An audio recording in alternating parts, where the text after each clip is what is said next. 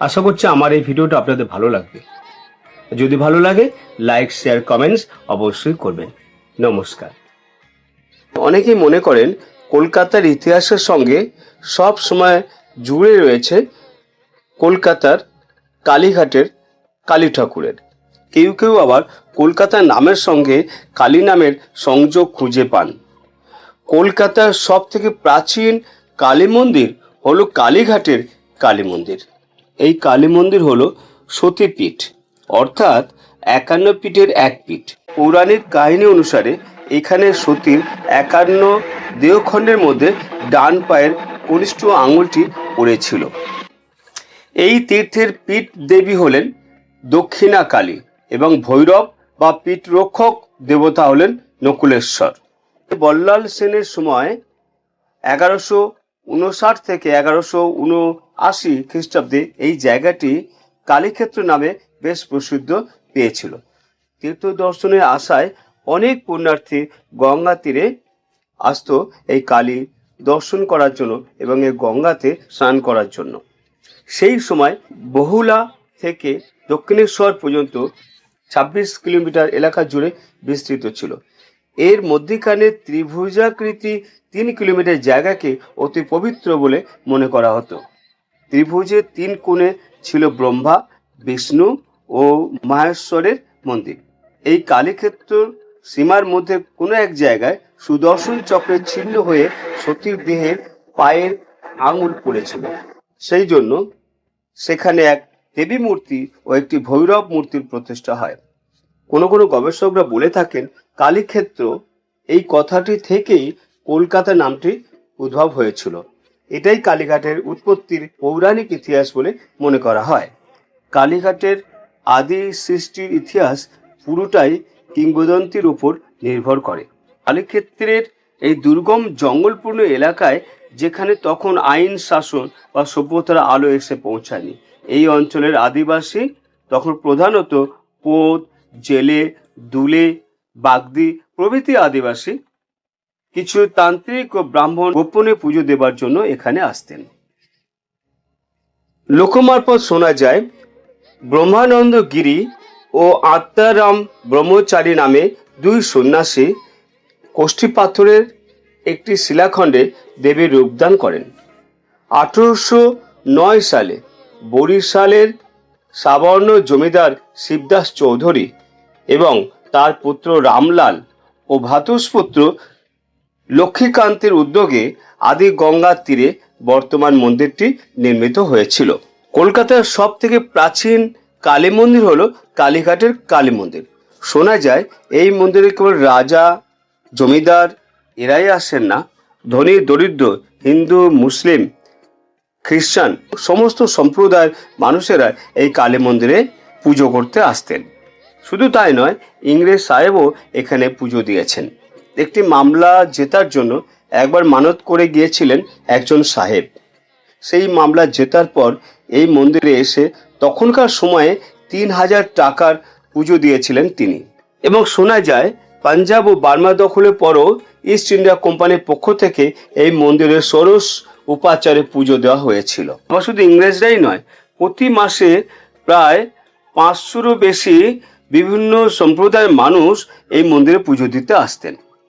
এই মন্দিরের মাহাত্ম্য গুণে বহু মানুষ এই মন্দিরের অনেক দান ধ্যানও করেছেন। রাজা নবকৃষ্ণ 1765 সালে সোনার মুন্ডুমালা দান করেছিলেন, সঙ্গে লক্ষাধিক টাকাও দান করেছিলেন তিনি এই মন্দিরে। মেদিনীপুরের গোকুলচন্দ্র ঘোষাল কালী মায়ের 4 হাত রূপোর তৈরি করে দিয়েছিলেন। সেই হাত পরে সোনার করে দিয়েছিলেন কালীচরণ মল্লিক। দেবী মায়ের সোনার জিভ গড়িয়ে দিয়েছিলেন পাইকপাড়ার রাজা ইন্দ্রচন্দ্র সিংহ। পাতিয়ালার মহারাজাও সোনার মুন্ডুমালা দান করেছিলেন। দেবীর মাথার ছাতা দান করেছিলেন নেপালের সেনাপতি জং বাহাদুর। শুধু দেবদেবীকে সাজিয়ে দেওয়া নয়, গোটা মন্দির ও মন্দিরের চত্বরটি গড়ে উঠেছে মানুষের দানের মধ্যে দিয়ে, শ্রদ্ধা ভক্তিতে এবং দানের টাকা পয়সাতে এই মন্দির তৈরি হয়েছে সর্বসাধারণের জন্য। শোনা যায় হুজুরিমাল ছিলেন পাঞ্জাবি সৈনিক। তার শেষ ইচ্ছা রাখতে ইস্ট ইন্ডিয়া কোম্পানির মন্দির সংলগ্ন আদিগঙ্গা ঘাটটিকে বাঁধিয়ে দিয়েছিলেন। মন্দিরটির সংস্কার সাধন হয় বরিশার জমিদার সন্তোষ রায় চৌধুরীর উদ্যোগে। আন্দুলের জমিদার রাজা কাশীনাথ রায় কালীঘাট মন্দিরের নাট মন্দিরটি তৈরি করে দিয়েছিলেন। প্রথম যে মন্দিরটি আপনি দেখেছেন আর এখন যে মন্দিরটা দেখছেন তার মধ্যে আকাশ পাতাল তফাৎ। গঙ্গার ধারে গ্রাম্য পরিবেশের মধ্যে খড়ের চালা দিয়ে প্রথম কালী মন্দিরটি তৈরি হয়েছিল। ভক্তির পশ্চাতে বর্তমানের এই মন্দিরটি আপনারা দেখতে পান। যার টানে চলে আসে ভারতের বিভিন্ন জায়গা থেকে বিশিষ্ট ব্যক্তিরা। দেশ বিদেশ থেকে হাজার হাজার মানুষ ছুটে আসে এই কালী দর্শন করতে। আর বর্তমানে কালীঘাটের কালী মন্দিরের আমূল পরিবর্তন এবং সংস্কারের কাজে এগিয়ে আসলেন আমাদের পশ্চিমবঙ্গের মুখ্যমন্ত্রী মমতা ব্যানার্জি। এবার দক্ষিণেশ্বরের মতোই কালীঘাটে তৈরি হবে স্কাইওয়াক। মূল মন্দির থেকে শুরু করে গর্ভগৃহ, ভোগঘর, নাট মন্দির, শিব মন্দির, কুণ্ডু পুকুর এবং সমগ্র মন্দির প্রাঙ্গণ সমেত ঢেলে সাজানো হবে। রাজ্য সরকার বিশ্ব বঙ্গ বাণিজ্য সম্মেলনের মঞ্চ থেকে রিলায়েন্স গ্রুপের হাতে কালীঘাট মন্দিরের সংস্কারের দায়িত্ব তুলে দেন। আর তারপরে ঝড়ের গতিতে এগোতে থাকে মন্দিরের সংস্কারের কাজ। বর্তমানে সেজে উঠেছে আমাদের এই কালীঘাটের এই শক্তিপীঠ, যার ৮০% কাজই প্রায় শেষের মুখে। কালীঘাট মন্দিরে আসার জন্য যাতে যানজট পেতে না হয় ভক্তদের, সেই দিকে খেয়াল করে এসপি মুখার্জি রোড থেকে কালীঘাট পর্যন্ত প্রায় ৪৩০ কিলোমিটার দীর্ঘ পথ এবং ১০.৫ ফুট চওড়া স্কাই ওভার তৈরি করা হচ্ছে। ৭৭ কোটি টাকা খরচা করা হচ্ছে এই স্কাই ওয়ার্কের জন্য। স্কাই ওয়ার্ক থেকে একটা ৩০ মিটার রাস্তা বেরোচ্ছে, যা কালীঘাট থানার সামনে স্কাই ওয়ার্ক থেকে কালীঘাট ফায়ার স্টেশনের রাস্তা জুড়ে দেবে। কালী মন্দিরের চূড়ায় খাঁটি সোনা দিয়ে মোড়া মন্দিরের সৌন্দর্যকে আরো বেশি বাড়িয়ে তুলবে, যার ফলে বলার অপেক্ষা রাখে না, ভক্তদের ঢল বইতে থাকবে এই সতীপীঠে। কিন্তু এই স্বর্ণ কালী মন্দির দেখার জন্য ভক্তদের ভিড় আরো বেড়ে যাবে। তাই রাজ্যবাসীদের কাছে এটা একটা বড় কিছু পাওনা বলে মনে করা হচ্ছে। আমরা জানি কলকাতা উত্তরে দক্ষিণেশ্বর আর দক্ষিণে কালীঘাটের মা কালীর মন্দির।